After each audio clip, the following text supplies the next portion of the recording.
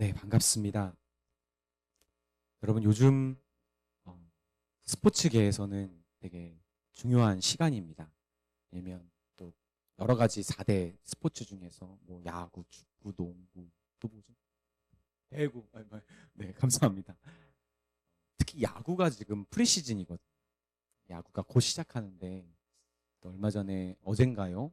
제가 좋아하는 선수 오타니 쇼헤이가 또 자기의 고국 일본에서 이제 시범 경기 때 홈런을 쳤더라고요. 홈런 치면서 와, 정말 이 사람은 대단한 사람입니다. 오타니 쇼헤이를 저도 연구를 하고 있는데 귀하고 특별한 선수인 것 같습니다. 여러분, 청소하시는 분들도 야구 되게 좋아합니다. 특히 이런 특별한 분야에서 항상 청소할 때마다 야구를 보거나 이런 분들도 있으신 것 같아요. 근데 청소하시는 분들은 어, 안타보다는 홈런을 좋아한다고 합니다. 왜 그런지 아십니까? 안타보다는 홈런을 더 좋아한다. 청소하시는 분들이. 깨끗해서? 화면 한번 봐주시겠어요? 안타는 쓰레기니까. 그래서 청소하시는 분들은 안타보다는 홈런을 더 좋아한다고 합니다. 네. 아메라시면 안 돼요. 이거 너무 웃기지 않습니다? 저는 이거 봤을 때 이거 제가 약간 만든 건데 꼭 써먹으세요. 병원에서. 알았죠? 안타는 쓰레기다. 그쵸?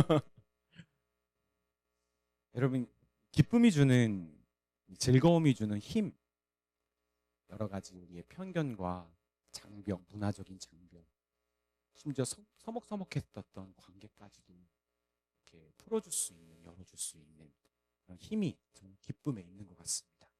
여러분, 설교를 시작할 때 오늘 또 시작부터 얼마나 건조할까라는 생각을 가지고 설교를 듣는 분들에게 기쁨을 드리고자 안타는 쓰레기를 준비해봤습니다. 안타는 쓰레기 아닙니다, 여러분. 안타가 제일 소중한 겁니다. 왜냐면 설교자로서 우리 선배 목사님들이 얘기해 주시거든요. 홈런 치려고 하지 마라. 1루타부터 쳐라. 그리고 타율을 생각해 봐라. 3할만 해도 성공이다. 설교 10번 하면 3번만 은혜 받았다고 하면 대단한 거다. 아멘. 오늘은 기쁨에 관한 말씀입니다. 지난 시간에 우리가 보았던 이방의 첫 교회로 세워진 시리아의 안디옥 교회는 이제 교회로서 또 다른 중요한 사역을 시작하게 되는데 그것은 선교사 파송이었습니다. 선교 사역인 거죠. 13장 서두에 보면 성령이 이르시되 성령의 보내심을 받아 사도행전의 저자인 누가는 2차례나 이 선교 사역의 주체가 교회 사람들의 어떤 회의도 아니라 지도자들의 결정이 아니라 성령 하나님이 이 선교 사역을 이제 시작하게 하셨음을 알 수 있습니다.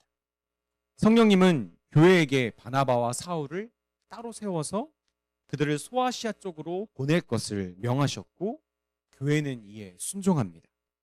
이것이 유명한 사도 바울의 3번 혹은 4번에 걸쳐 행해졌던 선교 여행의 첫 번째 시작이었습니다. 여기 사진을 보시면 이게 한글로는 좀 준비를 하기가 좀 어려워가지고 영어 거를 준비했는데 사도 바울이 지금 안디옥의 시리아가 여기입니다. 여기 시리아의 수도 다마스커스죠.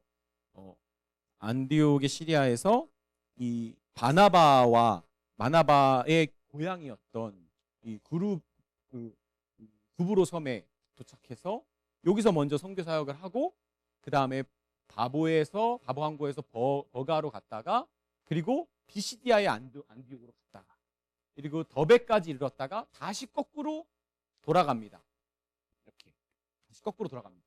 그래서 선교 사역을 하면서 거기서 믿음의 사람들을 만들고 그들을 모이게 하고 교회가 이루어질 수 있도록 초기 작업을 해놓고 다시 거꾸로 돌아오면서 교회를 견고히 하고 돌아온 게 사도 바울의 선교 여행의 방식이었어요.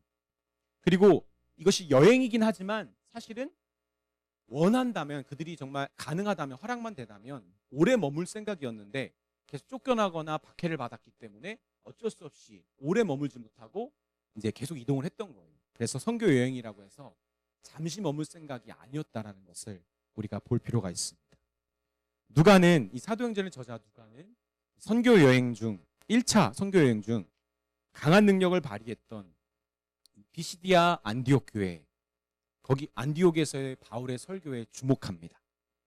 이때부터 누가는 사울을 바울이라는 이름으로 바꾸어 쓰기 시작합니다. 그리고 바나바 중심의 소개보다 이제 사도행전의 또 다른 주인공이죠. 바울 중심의 선교 사역으로 전환을 시작합니다. 특히 선교지마다 유대인들과 하나님을 경외하는 이방인 개종자들이 있었거든요. 그들이 모이는 회당, 유대인들이 중심으로 모이지만 거기서 구약 성경을, 율법서를, 모세오경을 읽는 그 회당에서 유대인들이 주로 모이지만 이 하나님의 말씀에 관심 있었던 이방인들과 실제로 유대교로 개종한 사람들이 이 회당에 모여 있었어요. 이들에게 하나님의 말씀을 전했습니다. 거기서 예수님의 소식과 하나님의 말씀을 전했던 바울의 선교팀은 비시디아 안디옥이라는 이곳, 유대인의 수가 꽤 많았고 유대인들이 그곳에 상당한 영향력을 발휘했던 그곳에서 방문해서 하나님의 말씀을 전할 때 그 비시디아 안디옥에 모여 있는 하나님을 예배하는 이방인들과 유대인들의 모두의 마음을 흔듭니다. 마음을 울린 것이죠. 이 선교 사역은 예수님의 제자들의 마음 역시 기쁨과 성령으로 가득 차게 하였음을 우리에게 보여줍니다. 우리 주 안에 사랑하는 여러분, 우리 성령 하나님께서 우리와 함께 하시는 성령님께서 주도하시는 선교 사역의 특징은 무엇보다 우리에게 우리의 영혼의 울림이 있다는 거예요. 억지로 하는 게 아니라 내 마음에 울림이 있어서 그 마음의 동기가 일어나서 불일 듯이 일어나서 그 마음을 기쁨으로 감당하게 한다는 것이죠. 생명이 잉태되는 곳에 환희와 그리고 감격이 있는 것처럼 선교의 현장 그리고 복음의 메시지가 울려 퍼지는 그 울려 퍼짐을 통해 영혼들이 예수님을 구주라고 부르고 하나님께 돌아오는 그 자리는 그 어떤 순간보다 믿는 자들에게 기쁨을 준다는 것이죠. 저는 오늘 말씀을 통해 교회 사역의 중요한 부분을 차지하는 이 복음 전도와 선교 사역의 일들이 믿는 자들에게 얼마나 왜 기쁨을 주는지를 보려고 합니다. 이제 이 마곡 지역의 본격적인 사역을 일으키려고 하는 저와 여러분에게 저는 이 말씀이 도전이 되고 또 소망이 되는 그런 은혜가 있기를 바랍니다. 아멘. 본문 42절을 한번 읽어볼까요? 다시 42절입니다. 시작. 그들이 나갈새 사람들이 청하되 다음 안식일에도 이 말씀을 하라 하더라. 방금 전까지 사도 바울은 우리가 읽지는 않았지만 비시디아 안디옥에서 회당에서 사람들에게 하나님의 말씀을 전했습니다. 회당은 항상 이 하나님의 율법서를 먼저 읽고 낭독하고 그 회당에서 영향력이 있는 종교 지도자들이나 영향력이 있는 그 장로들이 거기서 메시지를 전합니다. 좋은 말, 담화를 하는 거죠. 근데 거기에 사도 바울과 바나바가 방문하니까 기회를 준 거예요. 그때 사도 바울은 설교를 했습니다. 그 세 가지 설교 내용을 세 가지로 분류할 수 있는데 첫 번째는 다윗 왕의 계보로 하나님이 약속하신 이가 바로 예수라는 겁니다. 그리고 하나님이 구원의 말씀이신 예수, 예루살렘이 이스라엘 백성을 죽였고 그러나 하나님은 그를 다시 살리셔서 하나님이 택하신 분임을 보여주셨다는 거죠. 둘째, 모세의 율법으로도 의로워질 수 없는 거의 모든 죄들이 예수를 힘입어 믿는 자들을 의롭게 하시게 했다는 거예요. 의롭게 여겨주시기 시작했다는 거예요. 그 자체가 의로워지고 그리고 하나님처럼 깨끗해지는 건 아니지만 죄 있음에도 불구하고 우리 죄를 위해 죽으신 예수를 믿으면 그 믿음으로 말미암아 예수가 죽으신 그 죽음이 내가 죽어야 되는 그 죄의 죽음인 것이 우리에게 적용되어서 그렇게 믿음으로 예수의 죽음을 받아들이는 자들을 하나님은 의인으로 여겨주신다는 것. 이것이 두 번째 설교의 내용이었습니다. 세 번째는 이 예수를 멸시하고 거부하는 모든 자마다 구약성경의 선지자들이 예언한 대로 멸망할 것이라는 것. 이 말씀은 회당에 모인 모든 사람들, 대부분의 사람들의 마음을 움직였습니다. 특히 유대인뿐만 아니라 유대교로 개종한 많은 경건한 이방인들의 심령을 흔들었다고 봅니다. 봅니다. 그리고 이 말씀을 듣고 바울과 바나바를 따르기 시작합니다. 아직 성령의 충만한 임재가 막 진짜 정말로 예수를 나의 구주로 믿게 되고 그 예수님을 믿는 사람들이 경험하는 그 마음의 변화가 제대로 일어난 거 아니거든요. 그런데 그리고 믿음의 고백으로 침례를 받은 것도 아니었어요. 그런데 두 사도들은 이들이 아직 그렇지만 곧 하나님의 은혜가 제대로 임할 것을 믿었고 보았고 소망했고 이들에게 너희들을 계속 그 마음을 가지고 하나님의 은혜 앞에서 머물라. 여기서 그 마음에서 물러나지 마라. 그렇게 권면을 해줍니다. 아마 여러 가지 이유가 있었을 거예요. 아직 성령님이 임하시는 때가 아니라는 것을 캐치했을 수도 있고 그들의 이 환경 자체가 그들이 믿음을 발휘할 수 없는 환경이었는지 판단했을 수도 있습니다. 근데 중요한 것은 사도들은 그들이 이 은혜 안에 거하면 계속 있으면 반드시 성령의 임재가 일어날 것을 믿었습니다. 그리고 그 다음날 안식일에 비시디아 안디옥 온 도시가 떠들썩해졌습니다. 시민 전체가 다 모여서 소문을 들은 거죠. 사도들에게 하나님의 말씀을 듣고자 이제 몰려드는 사도들을 향한 그것이 44절입니다. 그 다음 안식일에는 온 시민이 거의 다 하나님의 말씀을 듣고자 하여 모이니. 여러분 분위기를 좀 짐작하시겠죠? 그런데 이 좋은 분위기에 찬물을 끼얹는 사람들이 있었어요. 믿음이 없었던, 예수님을 향한 믿음이 없었던 유대인들이 이 놀라운 일들을 시기하고 바울의 메시지를 반박하고 비방하기 시작한 것입니다. 우리 45절 우리 한번 같이 읽겠습니다. 유대인들이 그 무리를 보고 시기가 가득하여 바울이 말하는 것을 반박하고 비방하고는. 우리가 복음을 전하는 것, 선교 사역에 있어서 기쁨을 생각하기 전에 우리는 먼저 다루어야 될 게 있어요. 그것은 하나님의 좋은 소식은 어떤 사람들에게는 매우 나쁜 소식이라는 거죠. 그래서 거부와 반항과 심지어 핍박까지 하게 되는 아주 나쁜 소식일 수 있다는 겁니다.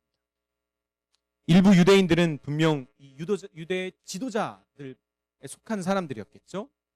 그들이 가르치고 믿는 모세의 율법과 장로들의 전통, 그것을 거스리는 예수님의 복음 메시지가 불편했을 겁니다.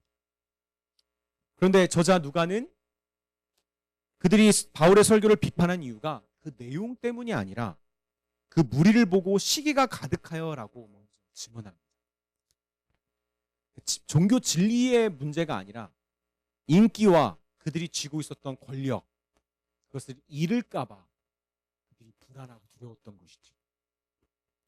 우리 주 안에 사랑하는 여러분, 우리가 복음 전파와 교회 사역, 특히 선교와 같은 그들에게 복음의 이 생명의 메시지를 전하려고 할 때 우리가 믿는 이 진리의 싸움을 하기보다, 내용의 싸움을 하기보다 저희는 비진리에 속한 일들로 어려움을 겪을 수 있습니다.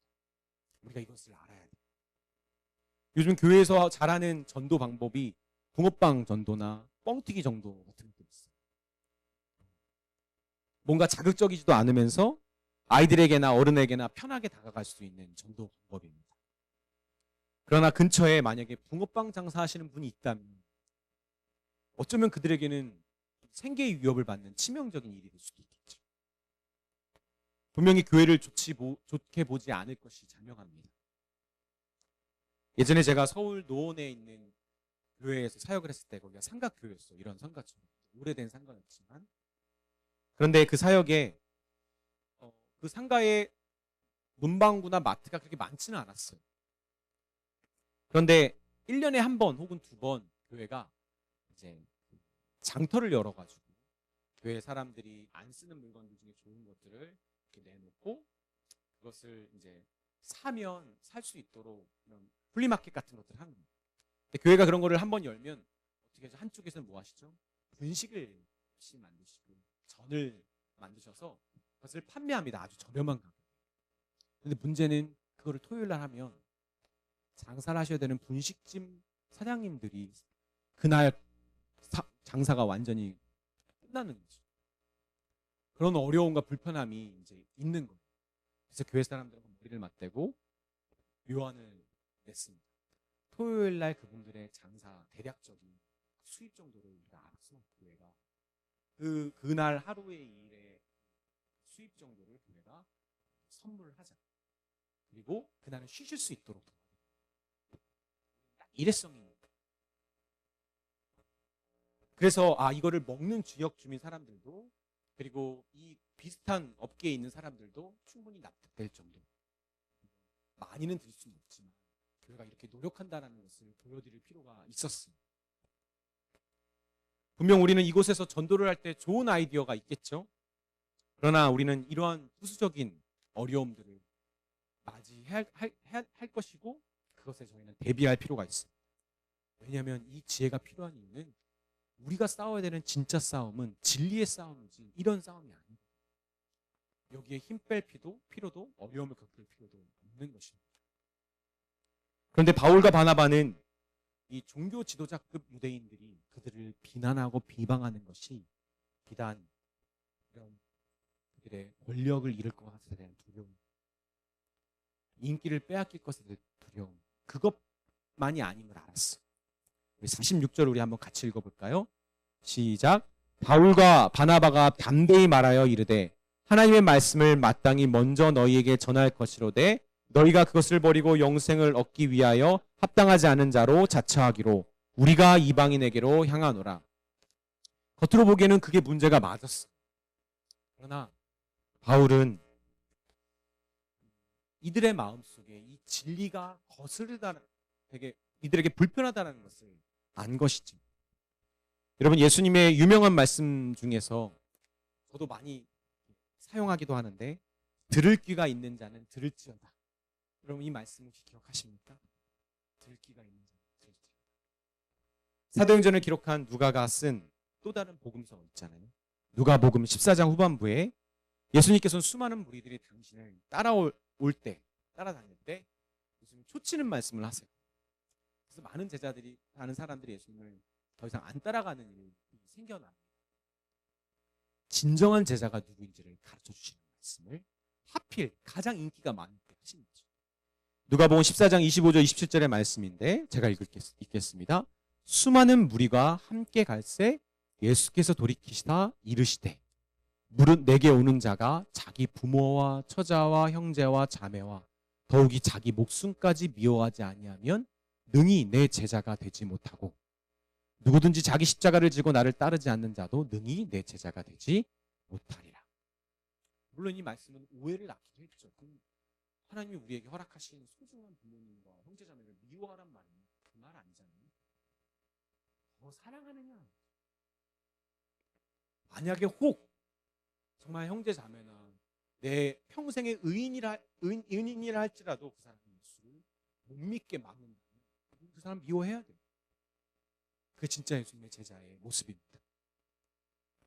예수님의 메시지는 형식과 습관을 잘 지키면 해낼 수 있는 그런 수준의 복음이 아니었어요.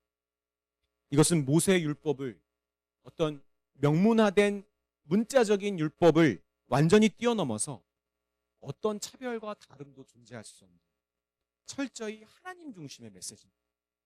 어떻게 우리가 이걸 할 수 있겠어요?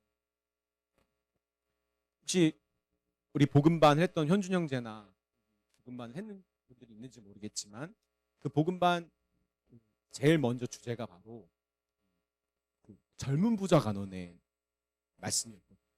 그 젊은 부자 간원이 나 어렸을 때부터 어려운 사람들 다 도왔고 말씀도 잘 지켰는데 부족한 게 무엇입니까? 예수님 뭐라고 하셨죠? 너에게 부족한 것이 딱 하나 있는데 가진 것을 다 가난한 사람들에게 나눠주고 나를 따르라.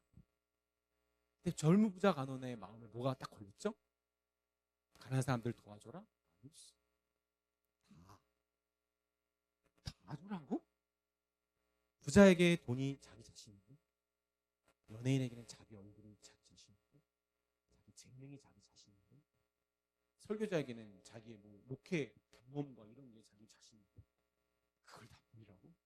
인간이 할 수 없는 거예요. 예수님이 그래서 유명한 말씀 하시잖아요. 부자가 천국에 들어가는 것은 낙타가 바늘 구멍에 들어가는 것과 같다. 무슨 말이죠? 부자는 천국에 못 간다는 말이에요. 여러분 그 당시 부자는 하나님께 인정을 받는 의인이라는 그런 의식이 있었어요. 제자들이 충격을 받잖아요. 그럼 누가 들어갑니까? 하나님 앞에 인정받은 사람들인데 잘 살아가지고. 예수님 뭐라고 말씀하시죠? 사람에게는 불가능하다, 하나님에게는 가능하다. 여러분 이게 복음반 첫 번째 메시지. 여러분 복음을 받아들일 때 우리가 준비해야 될 것이 무엇이냐면, 내 힘으로는 예수를 믿을 수 없구나, 내 힘으로는 하나님 앞에 나아갈 수 없구나, 인정하는 거예요. 내 힘으로 하나님은 날 초청하신 게 아닙니다. 하나님보다 더 사랑하는 것이 있을 수 없고, 자기를 부르신 하나님의 뜻에 순종할 수도 없는, 순종하지 않을 수도 없게 하는, 그게 복음이죠. 계속 이어서 예수님은 이렇게 말씀하셨어요. 누가복음 14장 33절에 이와 같이 너희 중에 누구든지 자기의 모든 소유를 버리지 아니하면 능히 내 제자가 되지 못하리라. 소금이 좋은 것이나 소금도 만일 그 맛을 잃으면 무엇으로 짜게 하리요? 땅에도 거름에도 쓸데없어 내버리느냐? 들을 귀가 있는 자는 들을지어다. 심지어 모든 것을 버려야 하는데, 여러분 몇몇 유대 지도자들에게는 그들이 행했던, 하나님을 위해 했었던 모든 열심, 헌금을 많이, 교회를 위해서 막 열심히 노력한 거, 하나님 앞에 열심히 기도한 거, 이런 것도 다 버리라는 거잖아요. 지금까지 우리가 했던 신앙생활을 다 버리라고 하면 받아들일 수 있겠어요? 우리 교회 다니려면, 경병제 우리 교회에 들어 다니려면 지금까지 신앙생활 했던 거 다 지우고 완전 리셋해서 새로 시작해야 돼요. 그럼 다닐 수 있겠어요? 되게 기분 나쁘지. 신앙생활 했던 사람.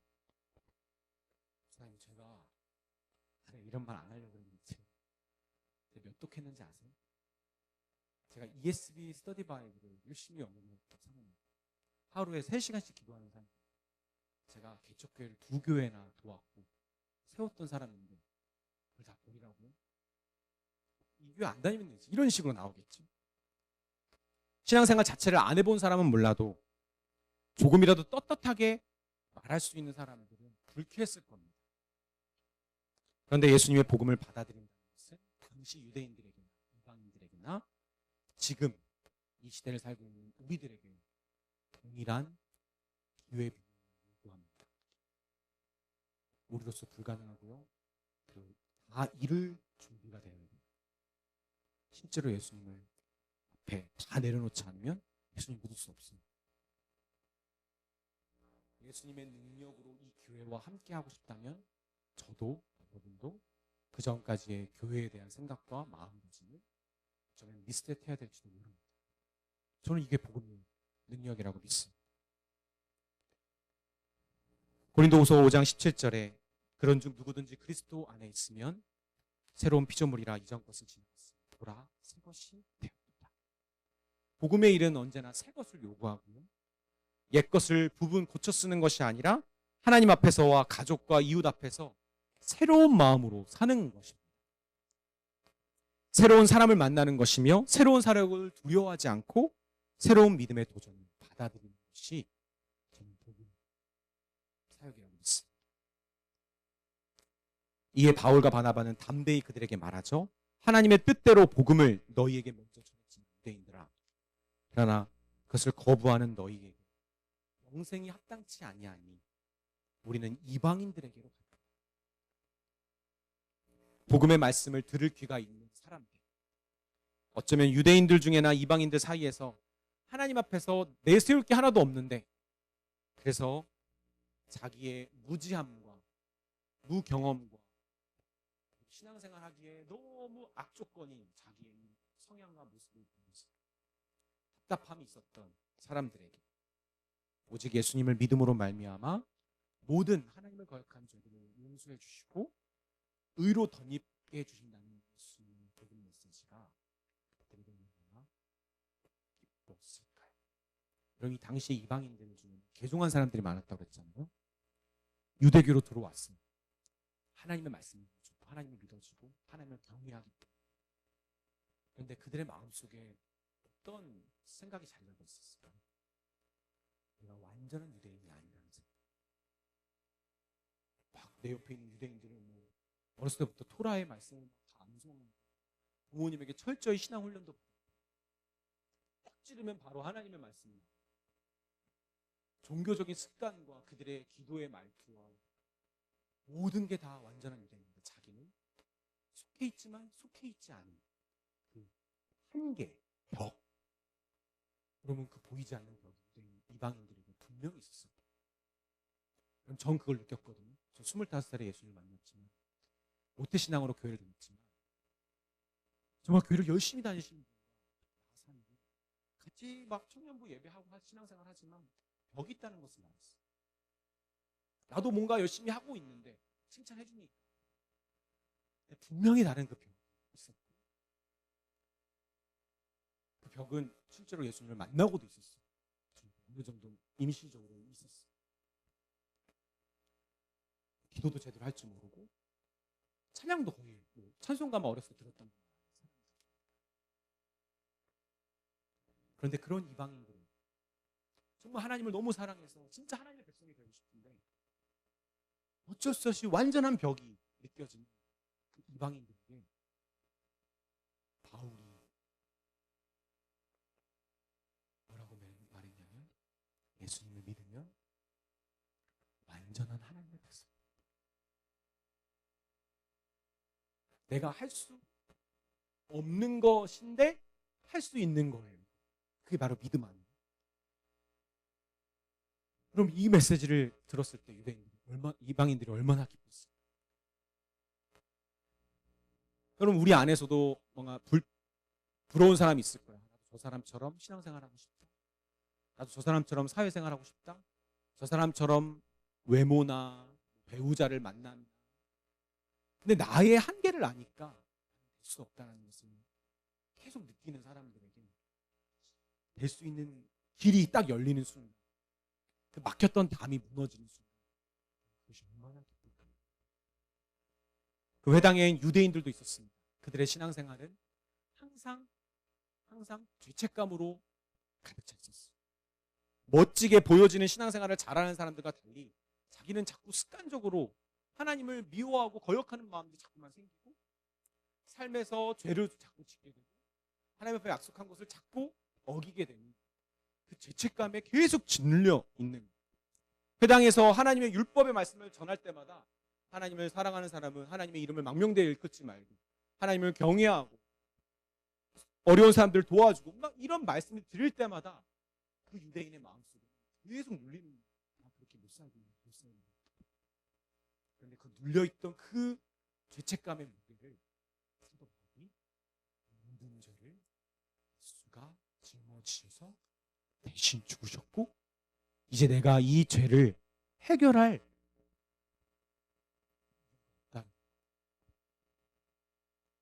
오직 이 죄를 해결하는 그 능력과 자격이 되시는 예수가 나 대신 행하셨다는 거예요. 너희들을 짓누르고 있는 이 죄책감은 가짜라는 것을 들었을 때 얼마나 기뻤을까. 사도행전 13장 우리가 읽었던 본문 47절 49절에 주께서 이같이 우리에게 명하시되 내가 너를 이방의 빛으로 삼아 너를 땅끝까지 구원하게 하리라 하셨느니라 하니 이방인들이 듣고 기뻐하며 하나님의 말씀을 찬송하며 영생을 주시기로 작정한 자는 다 믿더라. 주의 말씀이 그 지방에 두루 퍼집니다. 여기 48절 49절에 사용된 문법이 되게 중요합니다. 완전한 믿음을 가졌다라고 말하는 믿었다. 그 전에 말씀을 한번 봐주시겠어요? 예. 여기서 믿더라 라는 동사를 제외하고는 다 미완료형입니다. 그러니까 믿었다라는 것은 더 이상 의심의 여지 없이 완전히 받아들였다는 것을 뜻하기 때문에 완료형, 과거형이 쓰였고요.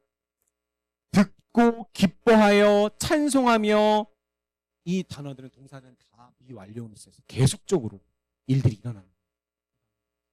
이 기쁨이 한번 탁 터지기 시작하니까 계속 듣기를 원했고 계속 기뻐했고 그리고 계속 찬송했어요. 그들의 마음에 기쁨이 시작됩니다. 전염되기 시작합니다. 하나님의 말씀에 영광을 돌립니다. 하나님의 말씀 너무너무 기뻐하고 좋아하는 겁니다. 너무 좋죠. 자유와 완전한 구원을 평생 그 감옥에 갇혀있는 죄수들에게 하나님이 주셨어요. 얼마나 기쁘겠습니까? 저는 제 인생에 여러 가지 위기가 있었는데 2016년, 지금부터 거의 9년 전이죠. 16년 12월 달에 제가 충주의 비전교회 첫 예배를 드렸을 때가 아직도 잊을 수 없어요. 왜냐하면 저질렀잖아요. 온 가족을 이끌고 충주로 다 내려와가지고 침례교적 배경이 전혀 없는 저거든요. 감리교밖에 안 다녔고, 그리고 그냥 목사님 믿고, 그리고 이 교회에 대한 얘기를 들어서 믿고, 하나님이 또 저에게 분명한 응답을 주셨기 때문에 하나님 믿고 왔어요. 근데 내가 이 충주라는 곳에서 어떤 사역을 하게 될지, 신앙생활을 하게 될지 얼마나 두렵고 긴장되고 하겠어요. 근데 그 딱 첫 예배에 찬양 인도하시는 분이 불렀던 찬송이 정말 아직도 잊을 수 없어요. 주님 나와 동행을 하면서 나를 친구 삼으셨네. 우리 서로 받은 그 기쁨은 알 사람이 없도다. 저는 이 찬양이 같이 함께 부르는데 눈물이 멈추지 않았어요. 내가 정말 무모할 정도로 온 가족을 이끌고 내가 여기서 믿을 거 하나 없는 이 자리에서 사역을 할 수 있는 힘이 어디 있을까? 믿지 않는 자들은 알 수 없는 기쁨이 나에게 있다. 우리 믿는 자들끼리 통하는 그 헤아릴 수 없는 기쁨, 비교할 수 없는 기쁨이 내 안에 있다는 것. 그럼 그것이 저를 확인시켜주는 시간이었어요. 난 이 기쁨이 있어서 괜찮다. 하나님이 책임지실 것이고 이 기쁨의 능력이 나를 지탱해 줄 것이다. 그리고 이 찬송을 부르게 하신 하나님의 놀라운 섭리와 이 교회가 시작부터 너무 좋았던 거예요.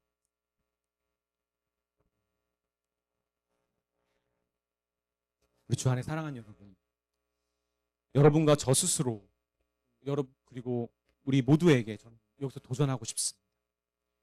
우리에게 이런 끊임없는 기쁨이 있습니다.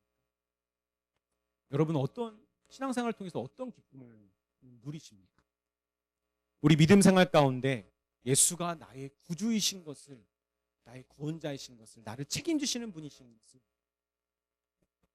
아는 그 기쁨이 가장 크지 않다면, 그것이 나에게 가장 큰 기쁨이 안 된다면 여러분은 어떤 곳에서도 기쁨을 누릴 수 없을 겁니다. 진짜 기쁨을 찾을 수 없을 겁니다. 여러분, 다른 것으로는 비교할 수 없는 기쁨, 예수가 나의 구주이신 기쁨, 그 기쁨이 여러분이 누려야 되는 최고의 기쁨이고, 그 기쁨이 여러분에게 언제나 능력이 됩니다. 유명한 배우의 아들로 태어나 유명한 배우가 되었지만 이혼과 사업의 실패로 죽음의 직전까지 자기를 몰고 간 그 음주운전 사고로 인해서 정말 인생의 완전 밑바닥을 찍은 배우가 있습니다. 허준호 씨. 그는 유명한 모태 불자였어요. 불교에서 태어났고 불교 배경 가운데, 그리고 아주 의리파였어요. 그래서 사람들에게도 의리가 있었지만 불교에도 의리가 있는 분이었어요. 정말 얼굴에 써있거든요. 정말 예수님을, 불교를 다니는 사람들과 성당 다니시는 분들과 교회 다니시는 분들 정말 얼굴이 달라요. 근데 제가 옛날부터 봤지만 그분은 정말 모태 불교 신자였어요. 그런데 여러분, 사진을 보세요. 여러분, 이분의 얼굴이 뭐가 보이시나요? 그가 예수님을 만나고 평생 자신을 짓눌렸던 유명 배우의 아들의 그 그늘을 자유를 얻고 실패와 죽음에서 새 생명을 얻었어요. 그 안에 샘솟는 기쁨을 발견합니다. 그가 날 세우시네, You raise me up, 이 찬양을 부르면서 보여준 전 표정이, 물론 배우이기 때문에 연출이 의도하지 않더라도 나타날 수도 있겠지만, 정말 내 안에, 저는 여러분이 도전하고 싶어요. 여러분 이런 기쁨을 여러분 누리고 계십니까? 여러분 주변 사람들에게 나에게 이런 기쁨이 있다는 것을 주변 사람들이 안 볼래 안 볼 수 없을 정도로 기쁨을 표출하고 살고 계십니까? 우리 주 안에 사랑하는 여러분, 성령이 충만한 것은 사실 기쁨이 충만한 겁니다.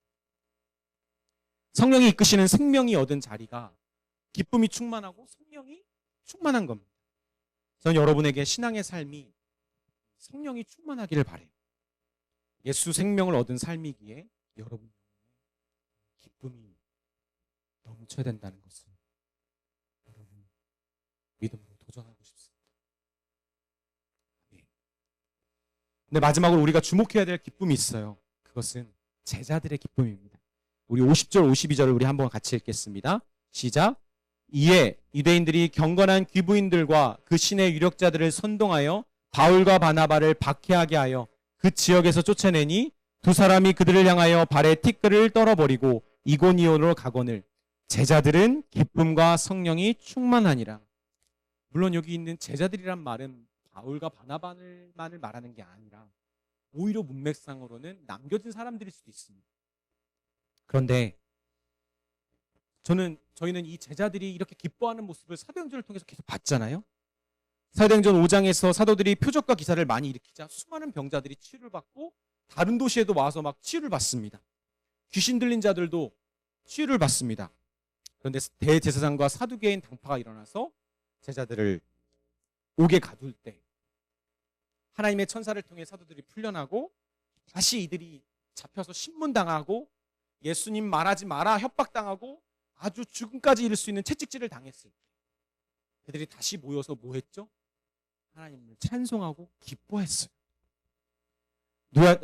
사도행전 5장 40절 42절입니다. 그들이 옳게 여겨 여러 사도들을 불어들여 채찍질하여 예수 이름으로 말하는 것을 금하고 놓으니 사도들은 그 이름을 위하여 능력받는 일에 합당한 자로 여기심을 기뻐하면서 공의 앞을 떠나니라. 그리고 우리가 같이 읽을까요? 시작. 그들이 날마다 성전에 있든지 집에 있든지 예수는 그리스도라고 가르치기와 전도하기를 그치지 아니하니라. 그리스도 예수가 주신 생명이 기쁜 사람들은 자기에게 주어진 이 자유로운 삶을 스스로 예수님의 종이 되는 데 사용합니다. 여러분 복음이 주는 이 트랜지션을 여러분 모르면 여러분 아직 어린아이 같은 신앙생활, 자기에만 갇혀져 있는 것이다. 주님이 나에게 준 자유와 기쁨을 나만을 위해 사용하지 않고 그것을 먼저는 예수님의 종이 되고자 합니다. 스스로 인격적으로. 그리고 예수님이 자기를 사용하시는 것만으로도 너무 기쁜 거죠. 주 안에 사랑하는 여러분, 예수님의 진정한 제자들은 예수님의 부르심을 따라 살아가는 진정한 제자들의 삶은 이렇습니다. 주신 기쁨이 너무 커서 그분에게 딱 붙여서 그분께 쓰임 받으며 살아가는 것이 너무 기쁜 것이죠. 이 기쁨의 특징이 또 있어요. 떼앗거나 시기하는 기쁨이 아니라 함께 나누고 싶고 내가 아닌 예수로만 얻는 기쁨입니다. 여러분 사도 바울이 13권 정도 신약성경을 썼는데 그 중에서 가장 자기가 힘들었을 때 가장 영적으로 침체되어 있을 때 쓴 편지들이 바로 옥중서신들이거든요. 그 중에 하나가 빌립보서입니다. 근데 그 빌립보서는 기쁨이라는 단어가 어마어마하게 나오죠. 바울이 왜 그렇게 기쁨을 외쳤을까? 기뻐하라 기뻐하라 기뻐하라. 왜 그랬을까? 1번 자기는 지금 기쁠 수 없는 상황입니다. 기쁨이라는 주제가 계속 자기에게 떠오르는 거예요. 2번 그럼에도 불구하고 기쁨이 자기 안에 있다라는 것을 그가 느끼고 누리고 있기 때문에 우리 이 기쁨이 진짜라는 이 기쁨만 있다면 어떠한 상황에서도 예수를 잃어버리지 않을 수 있다는 것을 바울이 알기 때문입니다. 빌립보서 1장 15절 18절에 어떤 이들은 투기와 분쟁으로 어떤 이들은 착한 뜻으로 예수를 전파하니 이들은 내가 복음을 변증하기 위해 세우심을 받은 줄 알고 사랑으로 하나 그들은 나의 매임과 괴로움을 더할 줄을 생각하여 순수하지 못하게 다툼으로 그리스도를 전파하니라. 우리 같이 읽을까요? 18절입니다. 시작. 그러면 무엇이냐? 거칠애로 하나 참으로 하나 무슨 방도로 하든지 전파되는 것은 그리스도니 이로써 나는 기뻐하고 또한 기뻐하리라. 교회가 옆교회가 잘 나간다고 목사님이 능력을 발휘 좋은 성도들이 막 그쪽 교회로 갔다고 시기하고 질투하는 그 교회입니까? 진짜 교회는요, 우리는 점점점 성도가 나가는데 옆에 교회가 성장하고 아름답게 빚어지면 우리의 이름을 기뻐할 수 있는 교회가 진짜 교회예요. 사도 바울이 그랬어요. 자기가 바울의 감옥에 갇혔을 때 사도 바울을 평소에 질투했던 예수님의 제자들이 이때다 싶어서 내가 바울보다 더 능력 있어 하고 막 복음을 전하고 사도 흉내를 냅니다. 근데 그거를 고자질한 거죠, 사도 바울한테. 경배가 그랬어요. 준영이가 그랬어요. 목사님 그 편지 쓴 거예요. 사도 바울이 그거를 보고 어떻게 반응하죠? 그들이 그렇게 하든 말든 예수님을 그들이 전할 수만 있다. 예수님의 이름이 그들을 통해서 전파될 수만 있다면 나는 기쁘다. 빼앗거나 시기하는 기쁨이 아니라 함께 하고 싶고 내가 아닌 예수로만 얻는 기쁨입니다. 또 이 기쁨은 사랑을 주고 사랑을 기대하는 사랑으로 얻는 기쁨입니다.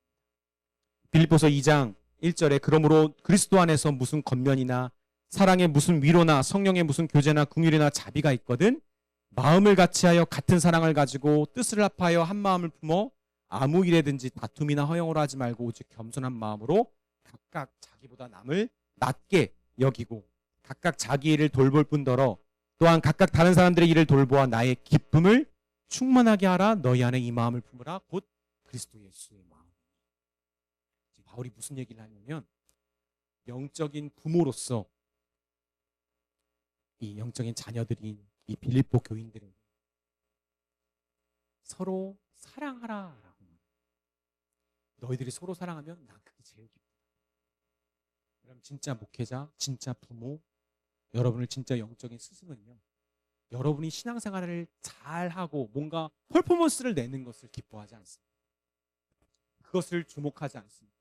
저는 소그룹 리더들을 잘 이끌어 예수님처럼 이끄는 유일한 비결은 그 리더들에게 너네 그룹 어때가 물어보는 게 아니라 너 어때 물어보는 리더라고 생각합니다.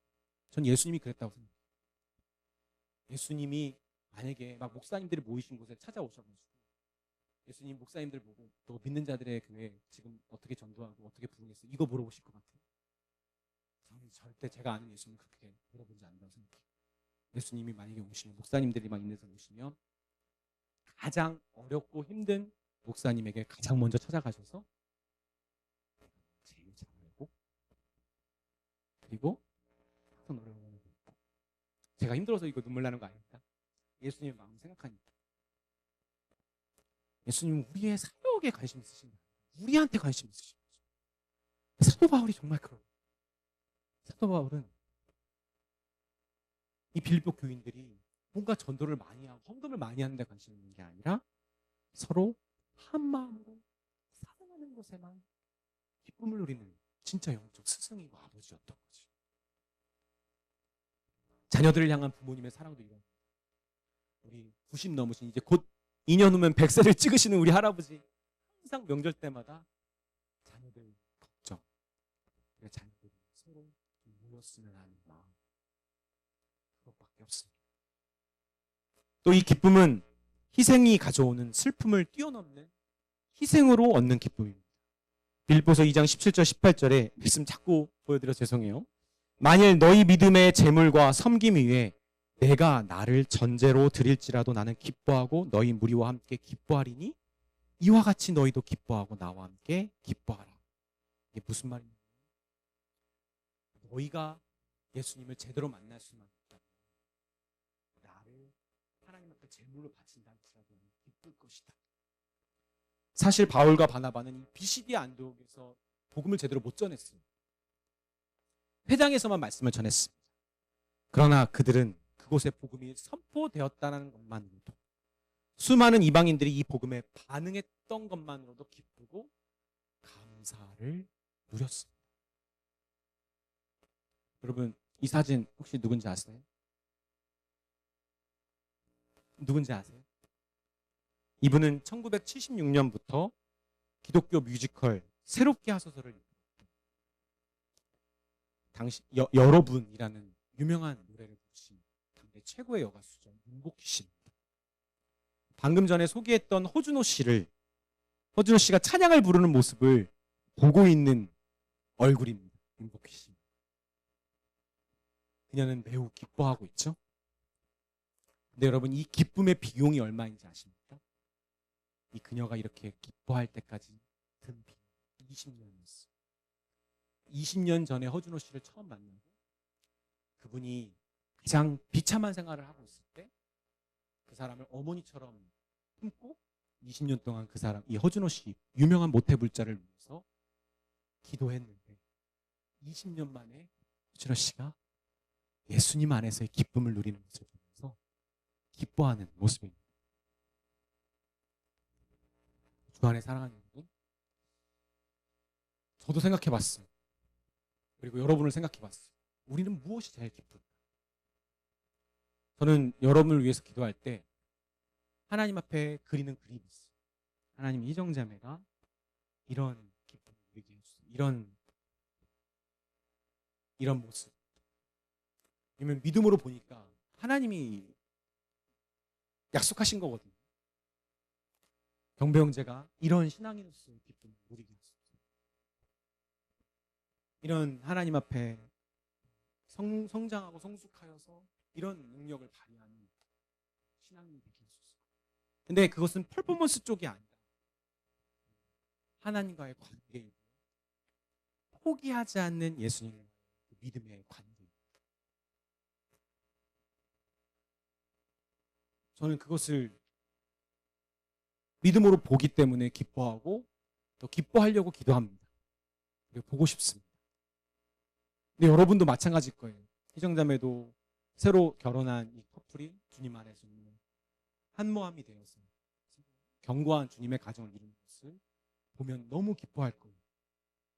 서로가 서로의 자리에서 그 안에서 하나님의 뜻을 발견하고 순종하며 그 믿음의 자리에서 물러나지 않고 그 자리에서 견디고 그러면서 정말 천천히 믿음의 신앙이 세워져 나아가는 것을 우리는 보기를 원하죠.